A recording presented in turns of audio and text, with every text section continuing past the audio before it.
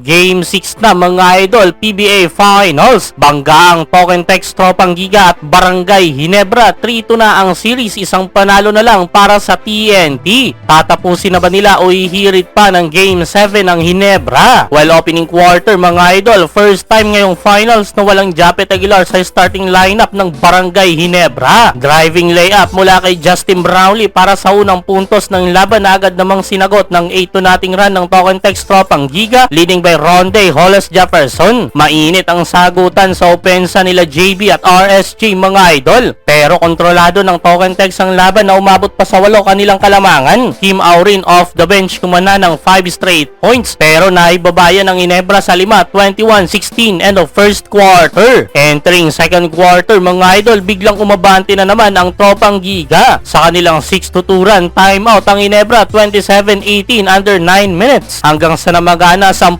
lead ng Token Text. Ang hinihintay ng kabarangay na pumutok nagparamdam na mga idol. 5 straight points mula kay RJ Abarientos, including itong kanyang unang 3-pointer. Dahan-dahang dumidikit ang Barangay Ginebra, another 7 straight points para kay Abarientos. Gumagana na ang itinuturing na susi ng kabarangay dito sa finals. Iniwanan pa si Jason Castro sa play na ito mga idol, na technical nga lang dyan si Coach Tim Cone. Galit na sinugod ang mga referee sa loob ng court, naghahanap ng foul sa play na ito ni Justin Brownlee. Bilis naman agad mga idol ng gante ng veteranong si Castro. 6 na sunod na puntos din pinakawalan kasama etong top of the key 3-pointer sa harap ni Abarientos. Pero nagtuloy-tuloy ang momentum ng Barangay Ginebra mga idol. Sila na ang umabante end of first half 43-42. Big time 18 points na para kay RJ Abarientos. Lahat yan galing lang sa second quarter. Napapasuntok na lang sa hangin si Coach Tim sa ginagawa ng kanilang rookie. Entering third quarter, patuloy ang pagpuntos ni RJ Abarientos. Napapatulala na lang si Coach Shot Reyes mga idol. Nagalit si Japet Aguilar sa hard foul na binigay sa kanya ni Poy Eram. F1 ang nahatol dyan kay Poy. Sigawan na naman ang mga Ginebra fan ng iyakin kay Poy Eram. Biglang nabaliktad na mga idol. Barangay Ginebra na ang may kontrol ng laban hanggang sa namagana double digit kanilang kalamangan na pinangunahan nila Stephen Holt at Justin Brownlee 68-57 under 3 minutes, pero naibabayan sa 8 ng Token Text 74-66 end of third quarter. Fourth quarter, gandang umpisa para sa defending champion. 8-2 nating start mga idol, pinakawalan ng TNT para itabla na ang laban. 5 straight points mula kay Ronde Hollis Jefferson at corner 3-pointer ni Ray ng Batak. Sagutan na naman ng basket ang dalawang team, di kita ng laban mga